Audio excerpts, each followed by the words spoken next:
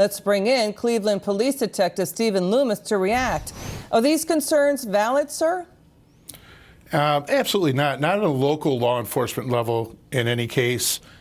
This technology is, we heard the same arguments when we had fingerprinting back in the 19th century. The DNA sampling now is everybody that gets arrested for a felony gets a DNA sample taken. So we hear the same type of arguments over and over again. As far as targeting a specific race, absolutely not. This is going to target bad guys.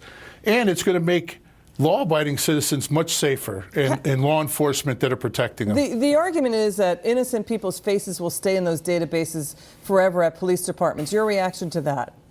No, that's absolutely not true. We absolutely input those faces. We take them from surveillance of store robberies, things like that. There's some body cam technology that's going to be coming out here very shortly.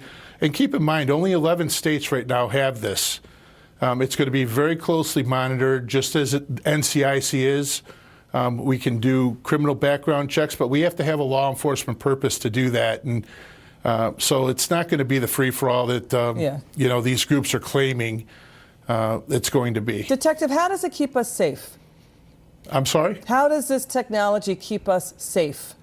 Well, it allows us to pinpoint very accurately who the person is that we're dealing with. When I came on the job 25 years ago, you had to rely on their honesty to give you a social security number and a birth date.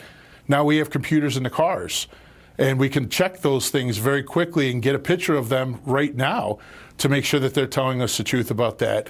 With this technology, it's almost going to be real time, and we're going to know who we're dealing with, whether it's a suspect, whether it's a runaway child. We talked about that earlier.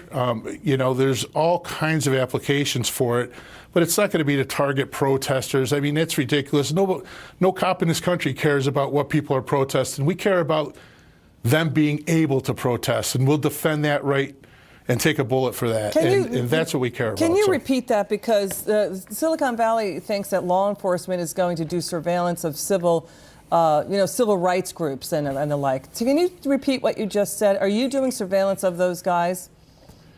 No. With facial recognition technology, absolutely not. You know, we do have intelligence units that go out and watch and look and see what's going on, and that's responsible law enforcement, but it's not obtrusive. You know, we're not in people's faces doing that. And this type of technology is going to absolutely make the job of a law enforcement officer safer. It's going to make the law-abiding citizens safer. And it's even going to make the criminal element out there safer, because we're going to know who we're dealing with very, very quickly.